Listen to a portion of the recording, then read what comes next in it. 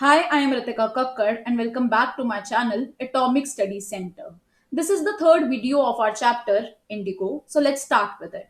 Several days later, Gandhi received a written communication from the magistrate informing him that the lieutenant governor of the province had ordered the case to be dropped. Civil disobedience had triumphed the first time in modern India. इससे पहले हमने यहाँ पे finish किया था कि lawyers Gandhi ji को कहते हैं कि अगर आप जेल गए तो हम भी आपके पीछे जेल में आएंगे। तो गांधी जी कहते हैं कि the battle of Champaran is one, कि अगर सारे लोग जेल जाने के लिए तैयार हैं, मतलब क्या है कि सारे लोग अगर यूनाइट हो ही गए हैं तो अब हमें जीतने से कोई नहीं रोक सकता। हमारा ये जो चंपारण के पीजेंट्स के लिए जो फाइट है वो हम ऑलरेडी जीत चुके हैं। इसीलिए कुछ टाइम के बाद ऑर्डर्स आते हैं कोर्ट से कि जो चार्जेस गांधी जी पे लगे हैं वो ड्रॉप हो रहे हैं, क्योंकि ऑब्वियस सी बात है ब्रिटिशर्स अब डर चुके हैं। इतनी यूनिटी देख के इंडियंस के अंदर और इतने सारे लॉयर्स जब लड़ने के लिए तैयार हैं तो यहाँ पे ब्रिटिशर्स डर जाते हैं और सिविल डिसओबीडियंस मूवमेंट जो है वो उनका सक्सेसफुल हो जाता है। ब्रिटिशर्स जो केसेस लगे हैं उनपे वो भी ड्रॉप कर देते हैं। कोर्ट से कोई कोर्ट अरेस्ट नहीं होता है, कोई ऑर्डर्स नहीं आते हैं गांधी जी के लिए। Gandhi and the lawyers now proceeded to conduct a far-flung inquiry into the grievances of the farmers. अब क्योंकि farmers, गांधी जी और peasants सब लोग एक साथ आ ही गए हैं, लॉयर्स इनके साथ मिल ही गए हैं, तो सारे अब डिसाइड करते हैं कि क्यों ना एक बड़ी सी रिपोर्ट तैयार की जाए कि एक फार फ्लंग इंक्वायरी होनी चाहिए, अच्छे से जांच पड़ताल होनी चाहिए इन पीजेंट्स के केसेस को लेकर। इनकी कंडीशन को अभी समझने की और ज्यादा जरूरत है। फैक्ट्स कलेक्ट करने हैं, एविडेंसेस कलेक्ट करने हैं इनके रिगार्डिंग, ताकि इनका जो केस है अब और स्ट्रांग हो जाए और वो ब्रिटिशर्स को हरा पाए। ठीक है। Into the grievances of the farmers, depositions by about 10,000 peasants were written down. अब इसमें कम से कम 10,000 फार्मर्स जो हैं अपने केसेस लिखवाते हैं। ये जो सारे फार्मर्स हैं ये गांधी जी और लॉयर्स के पास कम से कम 10,000 लोग आते हैं और अपने ग्रीवेंसेस जो है इन्हें देते हैं, अपने दुख दर्द सुनाते हैं। And notes made on other evidence, और बाकी एविडेंस कलेक्ट किया जाता है, सबूत कलेक्ट किए जाते हैं कि इन पीजेंट्स के साथ अब तक कैसे ट्रीटमेंट हुआ है, किस तरीके से ब्रिटिशर्स ने इनको लूटा है, किस तरीके से इनकी लैंड को अपने कब्जे में किया है। तो एक फार फ्लंग इंक्वायरी जो है अब चालू हो चुकी है। Documents were collected, the whole area throbbed with the activity of the investigators and the vehement protest of the landlords। और vehement का मतलब क्या है, एक इंटेंस सा प्रोटेस्ट स्टार्ट हो जाता है, एक बहुत ही पैशनेट वे में ये लोग फाइट अपनी स्टार्ट कर देते हैं। सारे लोग एक साथ आ गए हैं, सारे केसेस बनाए जा रहे हैं, पूरा रिपोर्ट तैयार हो रही है, इन पीजेंट से बात की जा रही है, इनके दुख तकलीफों को समझा जा रहा है। और अब हमारा जो इंडिया है वो यूनाइट हो गया है, लड़ने के लिए ब्रिटिशर्स से तैयार हो गया है, और सिविल डिसओबीडियंस मूवमेंट भी पहली बार सक्सेसफुल हो गया है in modern India. In June, Gandhi was summoned to Sir Edward Gate, the Lieutenant Governor. अब क्या होता है कि sir Edward gate Gandhi ji को बुलाते हैं जून में। द लेफ्टिनेंट गवर्नर, जो लेफ्टिनेंट गवर्नर है सर एडवर्ड गेट, वो गांधी जी के लिए ऑर्डर्स भेजते हैं कि वो उनसे मिलने आए। Before he went he met leading associates and again laid detailed plans for civil disobedience if he should not return। अब क्योंकि गांधी जी को बुलाया गया है और किसी लीडर ने बुलाया है, ब्रिटिशर्स में उनके गवर्नर ने बुलाया है, तो एक रिस्क भी होता है कि हो सकता है गांधी जी लौट के ना आए, कि हो सकता है कि ये जो ब्रिटिशर्स हैं उन्हें जेल में कर दें या कुछ भी कर सकते हैं इनके साथ। तो गांधी जी जब जाते हैं तो जाने से पहले सारे लॉयर्स को, सारे पीजेंट्स को एक डिटेल्ड प्लान बता के जाते हैं कि अगर वो वापस नहीं आए उस केस में इन्हें क्या करना है, किस तरीके से लड़ाई को कंटिन्यू करना है, बिल्कुल नहीं रुकना है। तो आप कह सकते हो कि गांधी जी यहाँ पर पीजेंट्स के लिए ज्यादा कंसर्न है एज कंपेयर टू हिमसेल्फ। उन्हें अपना डर नहीं है कि उनके साथ क्या होगा, कौन उनको मारेगा पीटेगा या जेल कर देगा या उन्हें निकाल दिया जाएगा देश से, कुछ भी हो सकता है उनके साथ। लेकिन फिर भी गांधी जी जाने से पहले, सर एडवर्ड गेट से मिलने से पहले, वो लॉयर्स को एक डिटेल्ड प्लान बता के जाते हैं कि किस तरीके से सिविल डिसओबीडियंस मूवमेंट आगे भी कंटिन्यू करना है। Gandhi had 4 protracted interviews with the lieutenant governor, who as a result appointed an official commission of inquiry into the indigo sharecroppers situation. अब गांधी जी वहां पे जाते हैं तो उनके 4 लंबे लंबे इंटरव्यू होते हैं, 4 बार उनकी कॉन्वर्जेशन के राउंड्स होते हैं सर एडवर्ड गेट के साथ, और वहां पर एक ऑफिशियल कमीशन जो है अपॉइंट कर देते हैं ब्रिटिशर्स। एडवर्ड जो हैं सर, उनके गवर्नर जो हैं, वो एक ऑफिशियल कमिटी बिठा देते हैं कि जो अब इस मैटर में देखेंगे, इन इंडिगो शेयर क्रॉपर्स की सिचुएशन में जो लोग देखेंगे। तो अब गांधी जी को डायरेक्टली इस कमीशन से डील करना है, इन कमिटी के मेंबर्स से डील करना है। द कमीशन, अब इस कमिटी में कौन कौन है, याद कह सकते हो इस कमीशन में कौन कौन है? Consisted of landlords, government officials and Gandhi as the sole representative of the peasants. Gandhi ji जो हैं वो पीजेंट्स को रिप्रेजेंट कर रहे हैं। इसके साथ साथ लैंडलॉर्ड्स भी हैं जो कि ब्रिटिशर्स हैं, कुछ गवर्नमेंट के ऑफिशियल्स भी हैं, कुछ मेंबर्स भी हैं। Gandhi remained in Champaran for an initial uninterrupted period of 7 months, and then again for several shorter visits. अब गांधी जी जो हैं वो 7 महीने चंपारण में रहते हैं, उन पीजेंट्स के लिए फाइट करते हैं और काफी सारी शॉर्ट विजिट्स पे भी वहां पे आते हैं।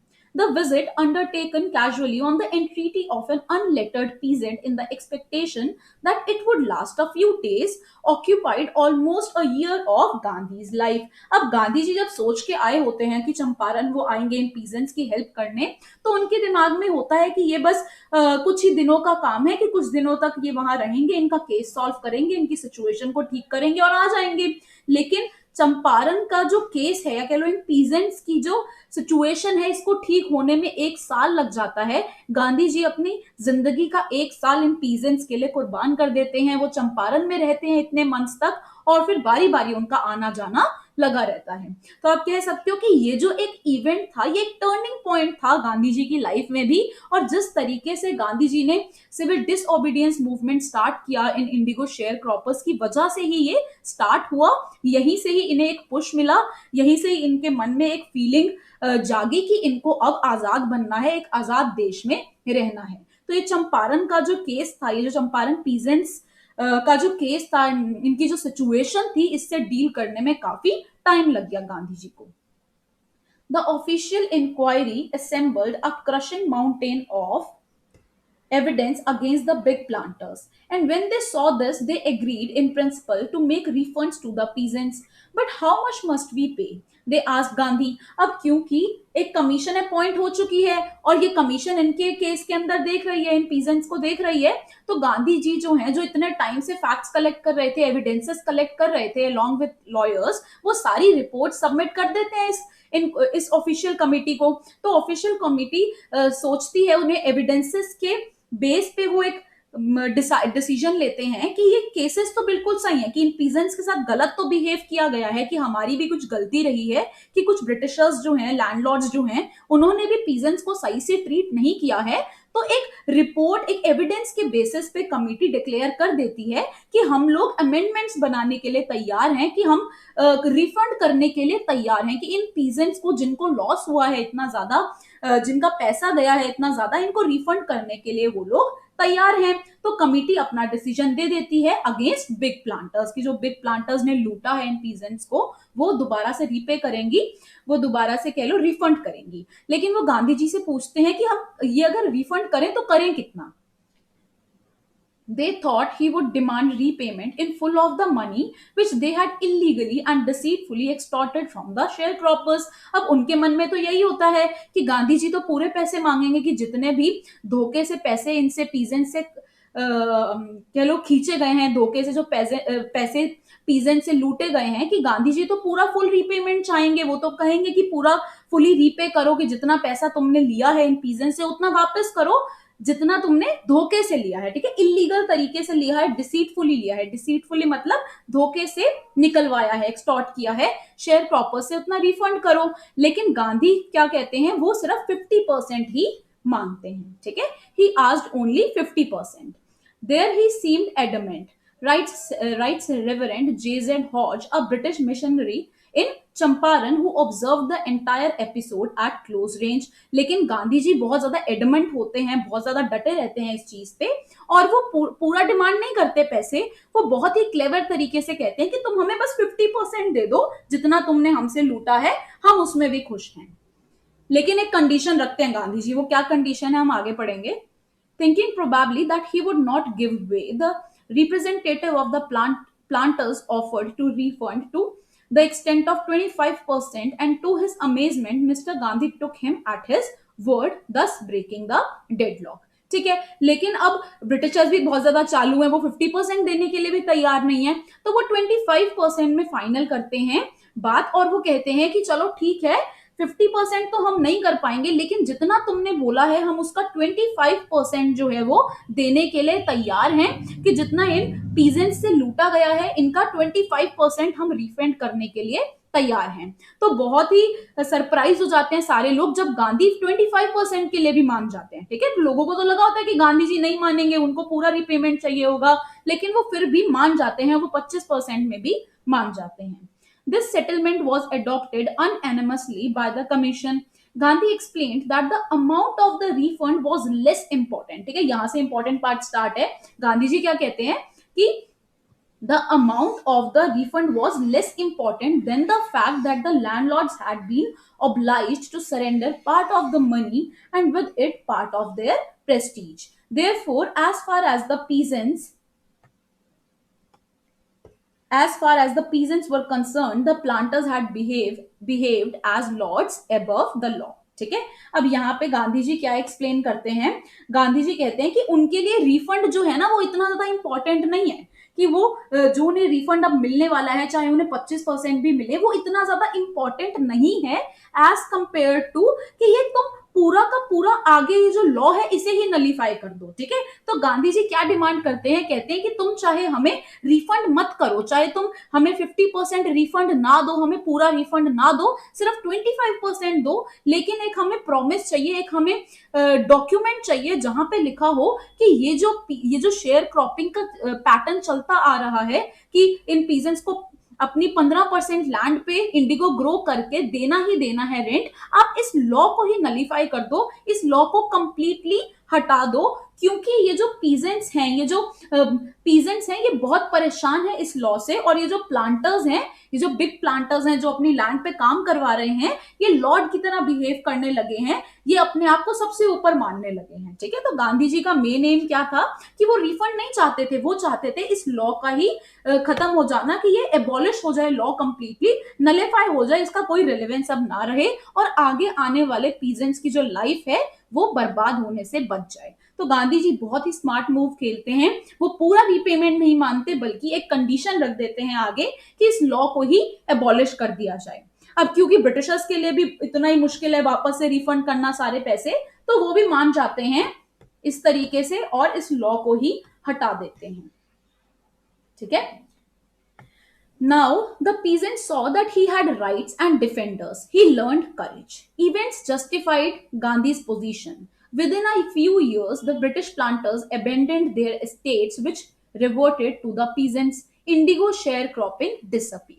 ठीक है, अब फाइनली क्या होता है कि वो जो बिग प्लांटर्स आए होते हैं उनकी लैंड पे इंडिगो ग्रो करवाने के लिए, वो फाइनली चले जाते हैं, और वो पूरी लैंड छोड़ के अबंडन कर देते हैं वो सारी लैंड, क्योंकि उनके तो कोई काम की होती ही नहीं है, वो आए इंडिगो के लिए होते हैं. ठीक है, तो वो इंडिगो का जो काम है, सारा शेयर क्रॉपिंग का जो सिस्टम है, उसे खत्म कर देते हैं, उनकी पीजेंट्स की जो लैंड है उन्हें वापस मिल जाती है. इस तरीके से गांधी जी के जो एफर्ट्स हैं वो फाइनली सक्सेसफुल होते हैं, वो फाइनली एक सिस्टम बन जाता है. अब पीजेंट्स अपनी लैंड पे प्रॉपरली कुछ भी ग्रो कर सकते हैं, कुछ भी सेल कर सकते हैं, उनकी लैंड जो है अब फाइनली फ्री हो गई है. ये पॉसिबल नहीं हो पाता अगर गांधी जी उन्हें सपोर्ट ना करते, या उनके लिए लड़ते नहीं, या उन्हें डिफेंड ना करते, तो ये कभी लड़ाई उनकी खत्म ही ना होती. ठीक है, पीजेंट्स हमेशा लड़ते रहते, ना उनको कुछ मिलता, ना उन्हें पैसे मिलते, ना अपनी लैंड मिलती.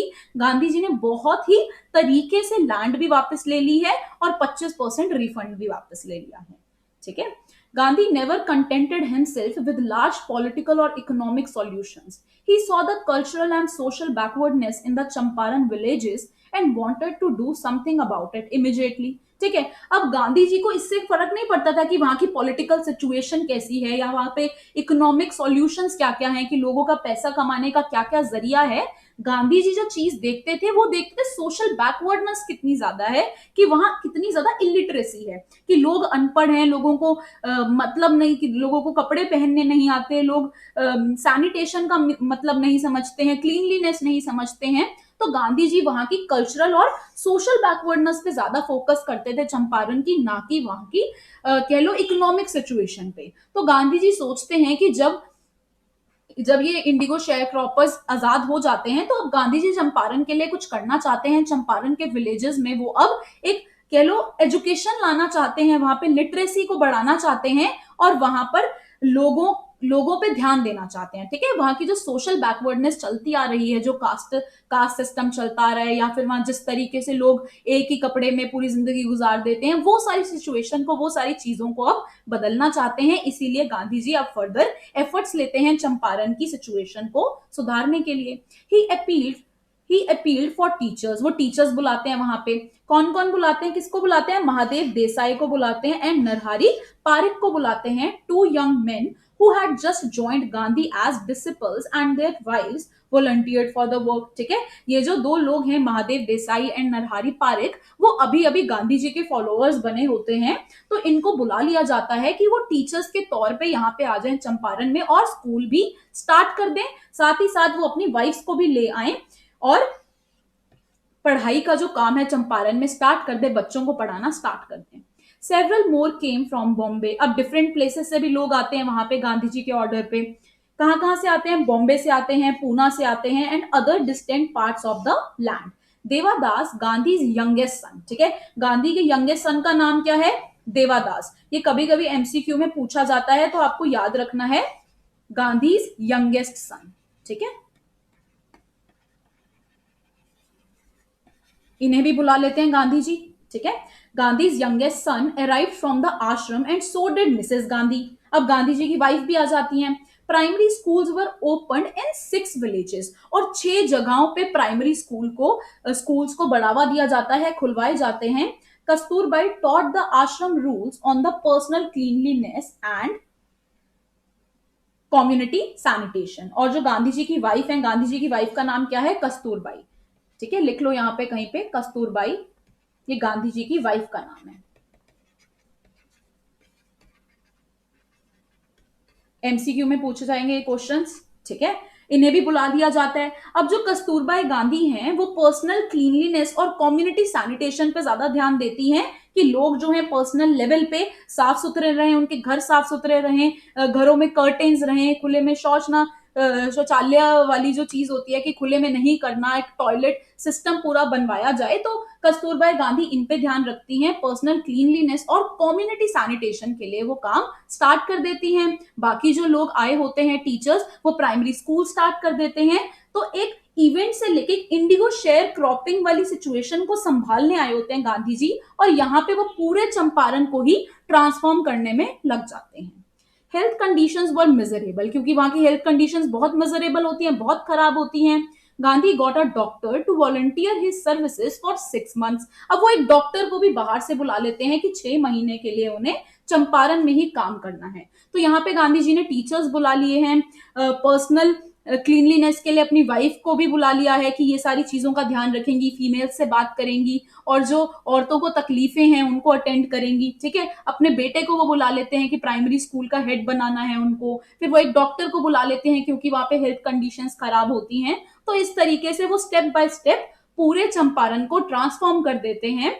अगर ऐसा कोई क्वेश्चन आ जाए एग्जाम में कि कैसे चंपारण को ट्रांसफॉर्म किया गया, तो सबसे पहले आप इंडिगो शेयर क्रॉपर्स के बारे में लिखोगे कि पहले कैसे उनकी सिचुएशन को ठीक किया गया, और उसके बाद वहां पे बाकी चीजों का ध्यान दिया गया। ठीक है, 3 medicines were available: castor oil, quinine, and sulfur ointment. Anybody who showed a coated tongue was given a dose of castor oil. Anybody with malaria fever received quinine plus castor oil. Anybody with skin eruptions received ointment plus castor oil। अब वहां पे क्योंकि सिर्फ 3 ही दवाइयां available थी, कौन कौन सी 3 medicine available थी? कैस्टर ऑयल अवेलेबल था, क्विनिन अवेलेबल था और सल्फर ऑइंटमेंट अवेलेबल थी। तो कोई भी जो कोटेड टंग शो करता था उसको कैस्टर ऑयल दिया जाता था, किसी को मलेरिया हो जाता था तो उसको क्विनन और कैस्टर ऑयल साथ में दिया जाता था, और अगर किसी को स्किन की प्रॉब्लम हो जाती थी कोई, तो वहां पर उन्हें सल्फर ऑइंटमेंट दिया जाता था अलोंग विथ कैस्टर ऑयल। तो इन तीन मेडिसिन की हेल्प से वहां की सिचुएशन को संभाला गया और एक डॉक्टर को भी बुलाया गया। Gandhi noticed the filthy states of women's clothes. He asked Kasturbai to talk to them about it. One woman took Kasturbai into her hut and said, "Look, there is no box or cupboard here for clothes. The sari I am wearing is the only one I have." ठीक है, गांधी जी उसके बाद females की situation को notice करते हैं कि कैसे ये जो महिलाएं हैं ये एक ही साड़ी में, एक ही कपड़े में इतनी जिंदगी अपनी गुजार देती हैं कि उनको कपड़े पहनने का तरीका नहीं है, उनके कपड़े फटे हुए हैं और गंदे हुए पड़े हैं, फिर भी ध्यान नहीं है। तो गांधी जी अपनी वाइफ को कहते हैं इन महिलाओं से बात की जाए, इन फीमेल्स को अटेंड किया जाए और इन्हें समझाया जाए। तो उनमें से एक फीमेल गांधी जी की वाइफ को लेके जाती है अपने घर में, अपनी हट में लेके जाती है और कहती है कि देखो मेम साहब, हमारे यहाँ पे कोई कबर्ड नहीं है, कपड़े रखने की जगह ही नहीं है। अब इतना छोटा घर है, कबर्ड नहीं है, कपड़े रखने की जगह नहीं है, तो वो क्या करेंगी कपड़े लेकर। इसीलिए वो कहती है कि मैंने जो साड़ी डाली हुई है यही मेरे पास इकलौती साड़ी है, मैं पूरी जिंदगी इसी में ही काट दूंगी अपनी, मैं एक ही साड़ी पहनती हूँ और मेरे पास कुछ भी नहीं है। During his long stay in Champaran, Gandhi kept a long distance watch on the आश्रम। अब माना गांधी जी चंपारण में थे, लेकिन फिर भी उनका ध्यान उनके आश्रम की तरफ भी था कि वो टाइम टू टाइम वहां की सिचुएशन, वहां की कंडीशन के बारे में भी पूछते रहते थे। He sent regular instructions by mail and asked for financial accounts, और वहां का जो पूरा फाइनेंशियल अकाउंट था, जो भी खाता चल रहा था, उसको भी मेंटेन कर रहे थे। वहां से इंस्ट्रक्शन भेज देते थे, मेल के थ्रू, टेलीग्राम के थ्रू ऑर्डर्स भेज देते थे, जो भी रिक्वायरमेंट हो आश्रम में, या अगर पैसे चाहिए हो चंपारण में, तो वो पैसे भी वहां से आश्रम से मंगवा लेते थे। Once he wrote to the residents that it was time to fill in the old latrine trenches and dig new ones, otherwise the old ones would begin to smell bad। और एक बार के लिए वो वहां पे अपने वहां के रेजिडेंट्स को एक नोटिस भी भिजवाते हैं कि उनके जो ओल्ड लैट्रिन ट्रेंचेस हैं, उनके जो टॉयलेट्स हैं, उनको भरवा दिया जाए, क्योंकि वहां अगर वो उनको जो है नए टॉयलेट्स जो है वो बनवा दिए जाएं, क्योंकि वो अगर भर गए हैं पुराने वाले तो बहुत ज्यादा स्मेल हो जाएगी और बहुत ज्यादा हेल्थ प्रॉब्लम्स भी स्टार्ट हो सकती है। तो गांधी जी रेजिडेंट्स के लिए एक नोटिस भेजते हैं कि वो अपने पुराने टॉयलेट्स को फिल करवा दें और नए होल्स डिग करना स्टार्ट करते हैं। तो गांधी जी इस तरीके से आश्रम का भी ध्यान रख रहे हैं, चंपारण का भी ध्यान रख रहे हैं और अपनी सारी रिस्पॉन्सिबिलिटीज जो है वो अच्छे से निभा रहे हैं। ठीक है, this is it for this video. इसके आगे हमारा जो है एक लास्ट पेज रहता है, जो हम अपनी अगली वीडियो में कंटिन्यू करेंगे। अगली वीडियो थोड़ी छोटी होगी। Keep watching these video.